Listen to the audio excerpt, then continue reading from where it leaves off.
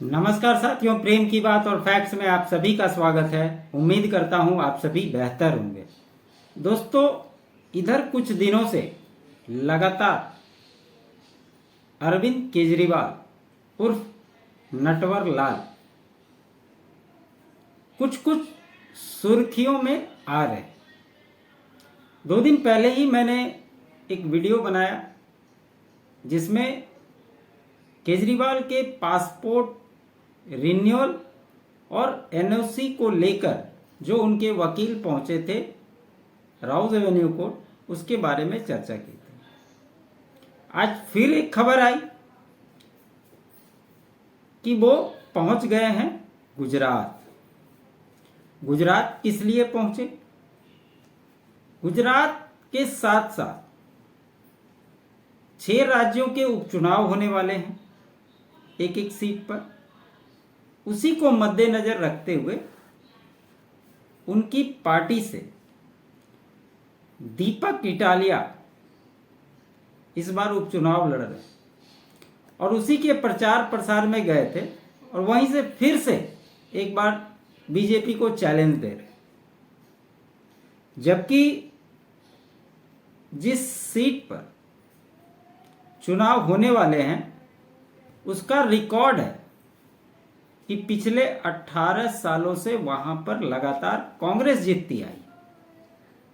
भाजपा वो सीट कांग्रेस से जीत नहीं पाई और उसी सीट पर केजरीवाल ने उपचुनाव लड़ने का फैसला किया।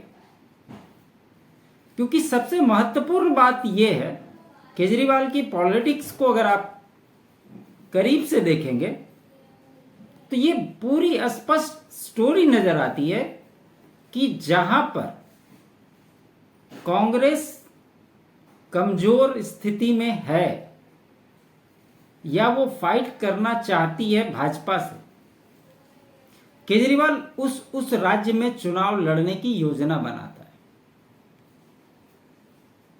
और यही कारण है कि दिल्ली से जब केजरीवाल की आम आदमी पार्टी खड़ी हुई उससे पहले लगातार 15 साल शीला दीक्षित ने कांग्रेस के शासनकाल को दिल्ली में चलाया, लेकिन उनको रिप्लेस करके ही केजरीवाल ने दिल्ली में सत्ता हासिल की। पंजाब में भी कांग्रेस को ही रिप्लेस करके सत्ता हासिल की और गुजरात में भी जब गए थे तो उनका पूरा फोकस था कांग्रेस को रिप्लेस करने का ही। फर्स्ट पेज में या तो सत्ता में आ गए तो वेल एंड गुड, अगर सत्ता नहीं आ पाए तो लीडर ऑफ ओपोजिशन कम से कम मिल जाए, ये उनकी कोशिश होती है। इससे क्या होता है कि कांग्रेस का जो बचा खुचा राजनीतिक भविष्य है वो समाप्त हो जाता है और कांग्रेस इस प्रकार से समाप्त होती है कि उसका रिवाइवल करना मुश्किल हो जाता है। तो आज क्या कुछ हुआ उसी के बारे में चर्चा करने वाले हैं। केजरीवाल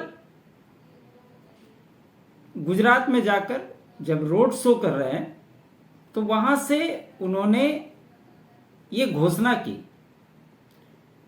कि अगर गोपाल इटालिया को भाजपा तोड़ लेती है तो मैं राजनीति छोड़ दूंगा। अब सवाल ये उठता है कि ये बातें करने का मकसद क्या है केजरीवाल का?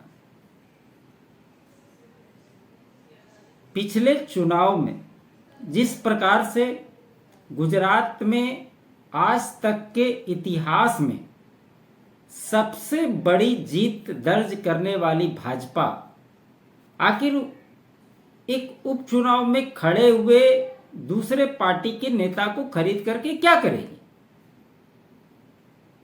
राजनीतिक दृष्टिकोण से अगर आप देखें तो ये सुनने में तो बड़ा अच्छा लगेगा, लेकिन जिसके पास 2/3 के लगभग बहुमत है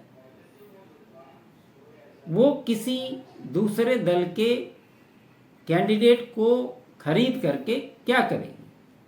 और आपने लगातार केजरीवाल के पॉलिटिक्स में ये चीज को देखा होगा कि लगातार वो बीजेपी पे आरोप लगाती रहती है कि भाजपा ने मेरे विधायकों को 50-50 करोड़ का ऑफर दिया, ये दिया, वो दिया। ये केजरीवाल लगातार करता रहा है आज तक अपने राजनीतिक जीवन में, और ऐसे ही केजरीवाल की पॉलिटिक्स भी चलेगी। जैसे ही दिल्ली से चुनाव हारा, उल्टे पांव दिल्ली से जो भागा है वो आज तक दोबारा दिल्ली लौट करके नहीं आया।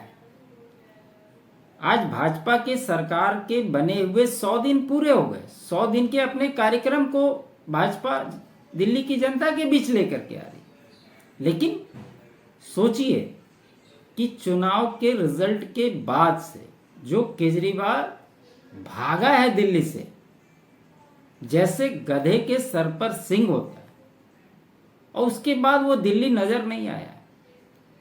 उसकी जो प्लानिंग चल रही है, आज उसी के बारे में चर्चा करने के लिए उपस्थित हुआ हूं। बहुत ही मजेदार कि केजरीवाल कर क्या रहा है, सोच क्या रहा है। उधर भगवंत मान अलग परेशान है इसके हार जाने की वजह से, क्योंकि जब तक ये दिल्ली की सत्ता में था तब तक तो कम से कम वो उसको लगता था कि वो मुख्यमंत्री है। अब तो उसको कागजी मुख्यमंत्री बना दिया है। चाहे किसी पॉलिसी की बात हो, कहीं कोई उद्घाटन की बात हो, वो भगवंत मान से पहले पहुंच जाता है फीता काटने के लिए। खैर, ये तो आप सभी देख ही रहे हैं। लेकिन आज बात करने वाले हैं गुजरात में क्या कुछ हुआ और केजरीवाल ने क्यों चैलेंज किया। और सबसे बड़ी बात है, केजरीवाल के चैलेंज करने से कांग्रेस टेंशन में आ गई, क्योंकि केजरीवाल का तो ये इतिहास रहा है कि जहां जहां कांग्रेस सत्ता में रही है या बिखरना शुरू हुई है, वहीं पर केजरीवाल की दाल गलती है। और इसीलिए जब अपनी राजनीतिक पारी शुरू की थी केजरीवाल ने दिल्ली से, तो 15 साल की शीला दीक्षित सरकार को हटाकर दिल्ली की सत्ता पे विराजमान हुआ था।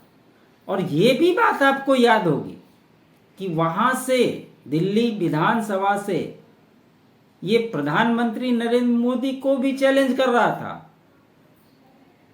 कि केजरीवाल को हटाने के लिए 50 साल लगेंगे, आपको दूसरा जन्म लेना पड़ेगा। और आज मुंह छिपाए फिर रहा है। यही केजरीवाल का असली चेहरा है। अब गुजरात गया तो क्या किया, वहां पे चैलेंज कर रहा है फिर से भाजपा को। वो कह रहा है कि गोपाल इटालिया जो चुनाव लड़ रहा है उसको अगर तोड़ दोगे तो हम राजनीति छोड़ देंगे। अब भाजपा वहां पर सबसे बड़ी ऐतिहासिक जीत दर्ज की थी इस विधानसभा चुनाव में। 2/3 मेजोरिटी के साथ वो सरकार चला रही है। इसके नेता को तोड़ करके क्या करेगी भाजपा? इस लॉजिक को भी समझना जरूरी है। इससे क्या हो जाएगा? और केजरीवाल जो दावे कर रहा है, केजरीवाल ने कौन सी अपनी जमीन बनाई गुजरात के अंदर? जो कुछ नेता कांग्रेस से नाराज हुए, कुछ भाजपा से नाराज हुए, वही लोग उसमें गए। पार्षद के चुनाव में कुछ पार्षद जीते, उनको लगा कि ऐसे कोई फायदा नहीं होगा, वापस से सब चले गए बीजेपी के अंदर। तो ये तो आम आदमी पार्टी और अरविंद केजरीवाल की स्थिति है। तो ये उन्होंने वहां पर चुनौती दी। कहा क्या? केजरीवाल विसादवर में गोपाल इटालिया की जन आशीर्वाद रैली में भाजपा पर सीधा हमला किया। अब कह रहा है कि गोपाल को खरीद कर दिखाए। आपको याद होगा कि इसी गुजरात विधानसभा चुनाव के समय जब इसको इंटरव्यू में पूछा गया तो ये स्पष्ट शब्द में कहा था, मेरे पास आईबी की रिपोर्ट है। ये आज तक उसका जवाब नहीं दे पाया कि कौन सी आईबी का रिपोर्ट इसके पास था, क्योंकि ये कागज सत्ता में आने के पहले बहुत दिखा था, इसके पास कागज भरे पड़े हैं सभी के लिए। लेकिन सत्ता की लालच इसे ही कहते हैं कि जिनके खिलाफ ये भर भर के गाली देता था, आज उसी को साथ में बैठकर लोकसभा चुनाव लड़ा और आज गलबहियां करता है। यही इसकी हकीकत है। गुजरात की विसावदर विधानसभा सीट पर होने वाले उपचुनाव को लेकर सियासी हलचल तेज हो गई। आज 31 मई को आम आदमी पार्टी ने यहां भव्य रोड शो किया, जिससे पार्टी प्रमुख अरविंद केजरीवाल, पंजाब के मुख्यमंत्री कागजी वाले भगवंत मान और आतिशी मारलेना इसमें शामिल हुई। पार्टी ने विसावदर से गोपाल इटालिया को अपना उम्मीदवार घोषित किया। अच्छा, विसावदर जो सीट है, यहां पिछले 18 साल से कांग्रेस लगातार जीतती रही। भाजपा यहां नहीं जीत पाई और इसीलिए केजरीवाल को लगता है कि कांग्रेस को हराकर वो सीटें जीत सकती है। यही ही वजह है कि वो यहां पर अपना कैंडिडेट उतारा। 18 सालों से बीजेपी को घुसने नहीं दिया, ये केजरीवाल कह रहा है। केजरीवाल रोड शो के दौरान जनता को संबोधित करते हुए बीजेपी और कांग्रेस दोनों पर तीखे हमले किए। उन्होंने कहा, विसावदर की जनता ने 18 सालों से बीजेपी को घुसने नहीं दिया, पहले कांग्रेस को मौका दिया और अब इस बार आपको मौका दीजिए। ये हरियाणा के चुनाव के समय जेल में था और हरियाणा की सारी सीटों पर चुनाव लड़ा था, तो वहां अपनी पत्नी सुनीता केजरीवाल को भेजा था स्टार प्रचारक के रूप में और गली गली घूम करके ये हरियाणा का बेटा हूं, हरियाणा का बेटा हूं का डायलॉग दे रहा था। इसका क्या हश्र हुआ हरियाणा में, ये आप सभी अच्छे से जानते हैं। केजरीवाल ने बीजेपी पर आरोप लगाया कि वह कांग्रेस और आपके विधायकों को तोड़कर अपनी पार्टी में शामिल कर रही है। उन्होंने मंच से चुनौती देते हुए कहा, मैं चैलेंज करता हूं कि गोपाल इटालिया को तोड़कर दिखा दो, अगर तोड़ लिया तो केजरीवाल राजनीति छोड़ देगा। इस पर मुस्कुराते हुए गोपाल इटालिया ने जवाब दिया कि सर, ऐसी कोई बात ही नहीं है। अब इसको भी लगता है कि एक बार आजमा करके देख लेते हैं, क्योंकि अभी चुनाव तो 29 में होंगे। कहीं अगर जीत गए तब तो ठीक, अगर हार गए तो ये भी भाग जाएगा, इसको कोई रोक नहीं सकता। और ये जो बार बार एक ही बात को हर जगह पे पॉलिसी बना ली है दोहराने की, ये केजरीवाल के लिए भारी होगी। और उसको अच्छे से पता है कि जहां पर कांग्रेस सत्ता में रही है, वहीं से इसको कांग्रेस को रिप्लेस करके अपने आप को एस्टैब्लिश करना है। और इसी वजह से वो उस स्टेट को चुनती है जहां वो मजबूती के साथ लड़ सके, ताकि इसका कुछ सीट आ जाए, कुछ अच्छी स्थिति में पहुंच जाए, ताकि भविष्य की राजनीति करने में मदद मिले। 19 जून को मतदान होंगे और 23 को उसका रिजल्ट भी आ जाएगा। अब इसकी वजह से कांग्रेस जो है वो टेंशन में आ गई, क्योंकि भैया उसकी तो जीती हुई सीट है। अगर कहीं हार गई तो ये आने वाले विधानसभा के लिए, कांग्रेस के लिए और बड़ी मुसीबत खड़ी करेगा। और ये सीट अगर केजरीवाल जीत जाता है तो आप मान करके चलिए कि गुजरात का विधानसभा चुनाव जब होगा तो केजरीवाल पूरी मजबूती के साथ चुनाव लड़ेगा। वो सत्ता में भले ही ना आ पाए, लेकिन अपोजिशन में खड़ा होने लायक अपनी ताकत लगाएगा, ताकि जो कांग्रेस इतने सालों से सत्ता विहीन है वो पूरी तरह से नेस्ता नाबूद हो जाए, यही केजरीवाल की प्लानिंग है। और वहां से प्रचार वरचार करके फिर से वापस पंजाब आ गए, क्योंकि पंजाब का तो ये सुपर सीएम है, भगवंत मान कागजी सीएम है। ये बात तो सभी को दिख रहा है, क्योंकि कहीं उद्घाटन करना हो, कहीं कोई पॉलिसी के बारे में बताना हो, ये सारे के सारे काम अरविंद केजरीवाल ही करता हुआ दिखाई देता है। दिल्ली से तो ये गायब ही है।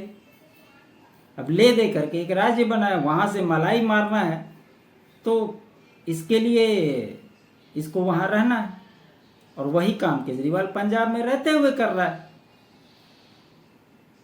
यही सारा काम बैठ करके कर रहा है। आपको याद होगा, आतिशी से जब सवाल पूछा गया था कि अरविंद केजरीवाल कहाँ है, तो आतिशी ने जवाब दिया कि अरविंद केजरीवाल भाजपा को हराने की रणनीति बना रहे। भैया कहाँ बना रहे?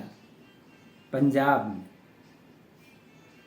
और खबर ये भी आ रही है कि अरविंद केजरीवाल राज्यसभा जाएंगे, क्योंकि 29 में चुनाव होने हैं। तब तक ये केंद्र की राजनीति करते हुए उसके बाद दिल्ली के भी चुनाव होंगे, वहां से ये अपनी कमान संभालना चाहता है, और इसीलिए ये हाथ पर मार रहा है।